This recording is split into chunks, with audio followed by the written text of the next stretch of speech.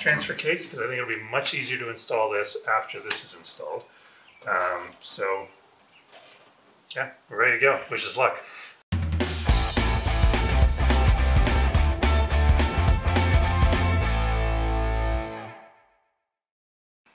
What's up, guys? Welcome to another episode of Motors and Mischief.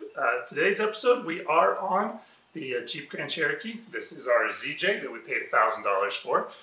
We are rebuilding it for my daughter. Normally, a Jeep like this, we would get it and we would flip it, and we document that for you guys. But this is going to be Sammy's Jeep. And the rule in our house is that if I buy you a vehicle, then I buy you a broken one, and then we have to fix it together. So as you saw in the first episode and the second episode, Sam is working like crazy on this thing. She's been doing a fantastic job. I'm actually really impressed with how hard she's working.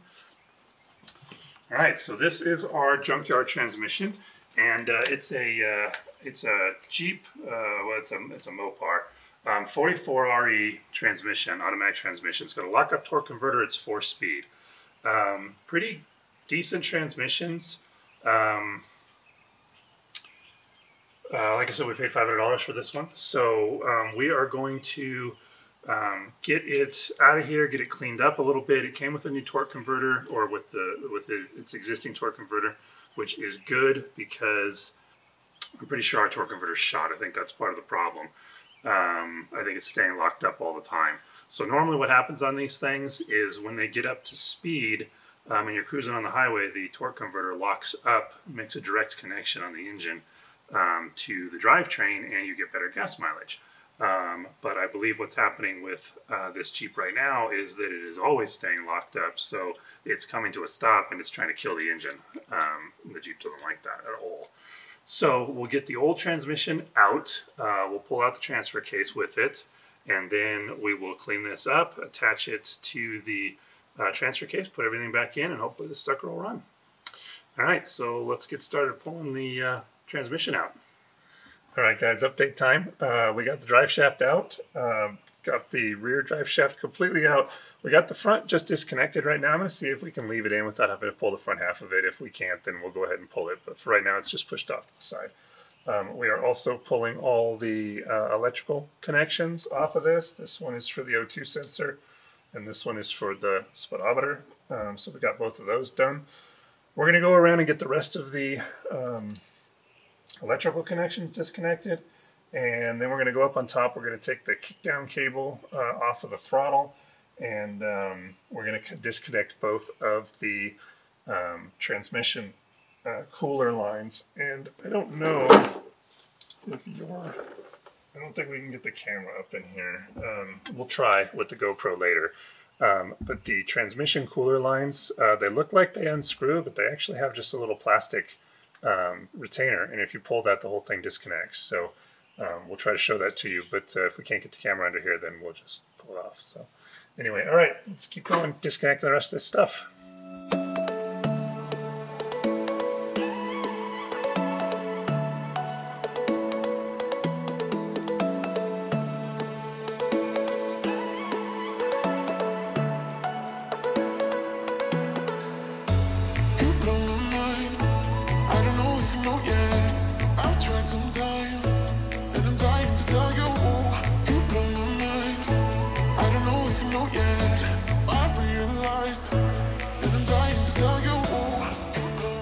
Alright guys, we are trying to get the rest of the stuff disconnected from the transmission.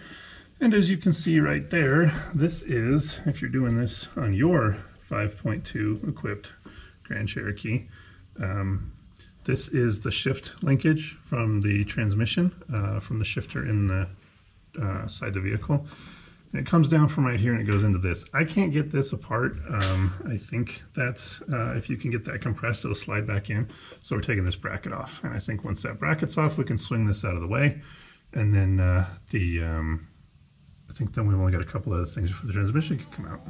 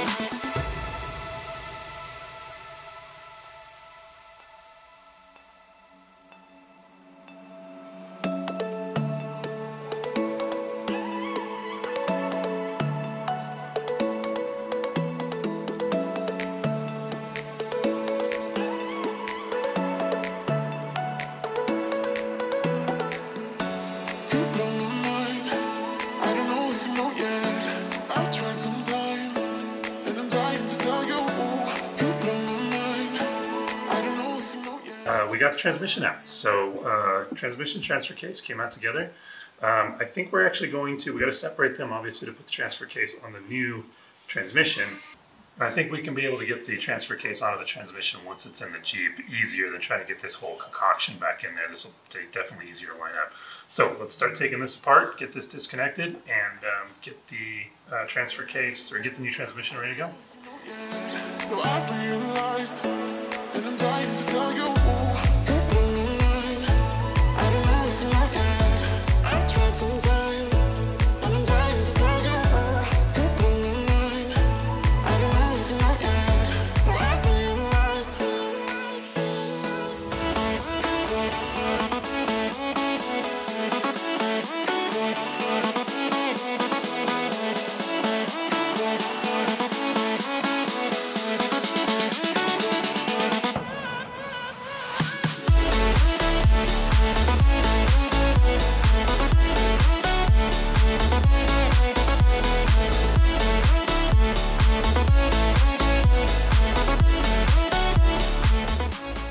Guys, well, that took a lot longer to transfer the stuff off of that transmission and onto this transmission than we thought it was going to take.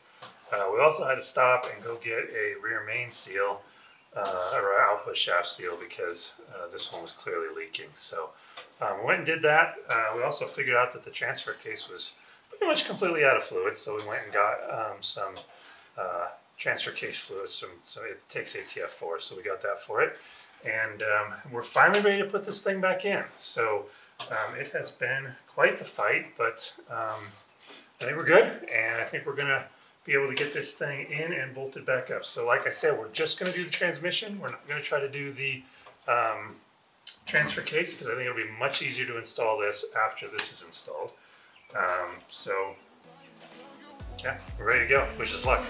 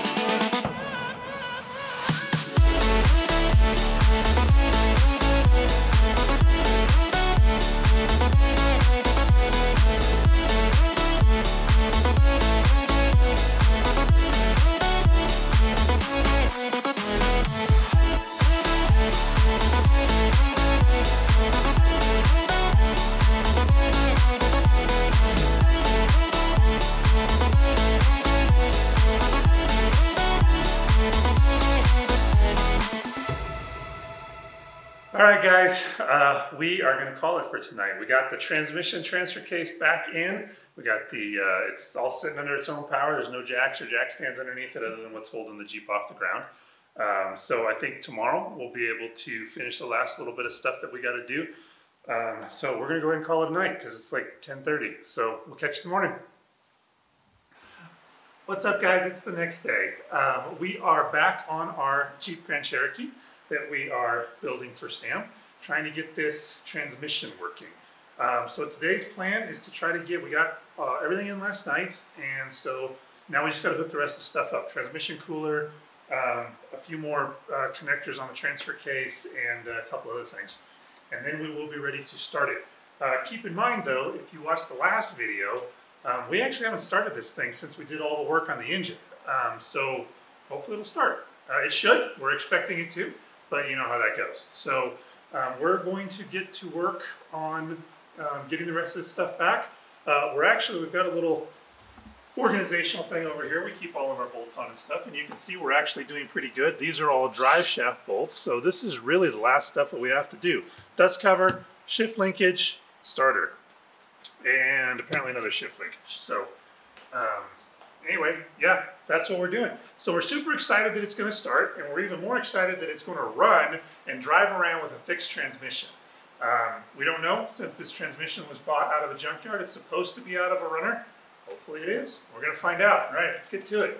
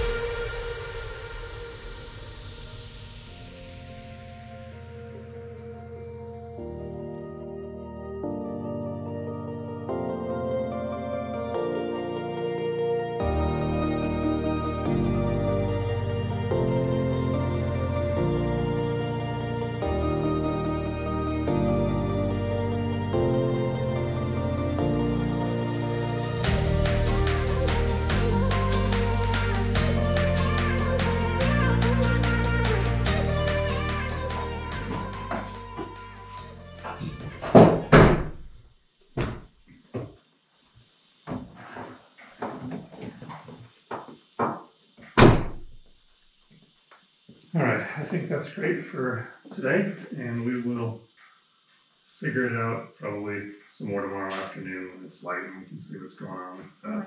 Freaking lights aren't flashing. Yeah, exactly. Good job, Mom. Especially since it's nearly midnight.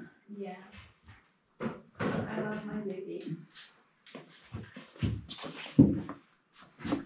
All right, guys, it's the next day. You can tell because not only am I wearing a different shirt, I got a haircut. It was getting a little crazy. Couldn't handle it anymore. You saw us last night. We drove this thing in. It was having a little bit of an issue after we got the new transmission in it. The Jeep was throwing a code, and it was going into the transmission wasn't working quite right. We couldn't quite figure out what was going on. But after we did a little bit of research, we realized that the Jeep was putting the transmission into limp home mode. So limp home mode in these Grand Cherokees is third gear. And then you can have second gear if you shift manually, which it was doing, and you can have reverse, which it was doing. So once we realized it was going into limp home, we did some more research and we figured out that we pulled codes on it, and we saw that it was not getting a signal to the 3/4 shift solenoid. And typically that is a electrical problem. So we went into the fuse box hoping that it would be the fuse, and we looked and it wasn't the fuse, except that somebody had taken the fuse for the transmission and they put it into the dead slot next to the transmission. So there was no fuse in that bank. As soon as we plugged it back in, cleared the code, Jeep shifts perfect now. It's got all 4 gears. It's smooth. We just got back from a test drive on it. It's fantastic. We saw the inside of the transmission when we were working on the filter, and it looked beautiful. It was in excellent condition, no burns. The fluid that came out of it looked brand new. Somebody had done a nice job taking care of this transmission before we got it, and the way it drives totally backs that up. So we think that is 100% fixed. So that's it for this episode, guys. We're going to call it right there. Transmission's all changed and it's working beautifully.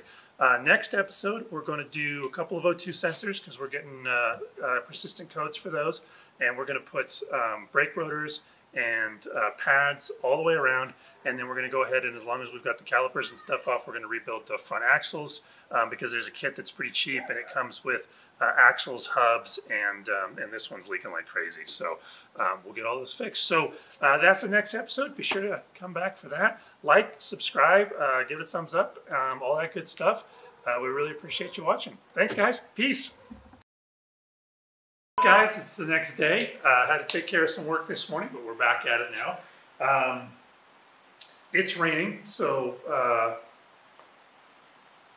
I don't know that has anything to do with anything. Let me start over. What's up, guys? Welcome to another episode of Motors and Mischief. Forgot the name of our channel. Let me do that again. Time, obviously, to put the transfer case on the new transmission. And I think when we put it back in, we're going to go ahead and just put the JP,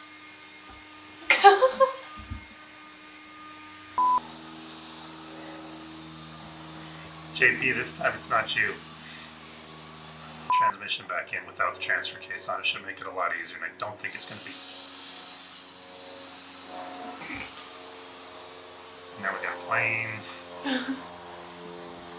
Can everyone be quiet on set, please? Alright, I'm trying to make a YouTube video here.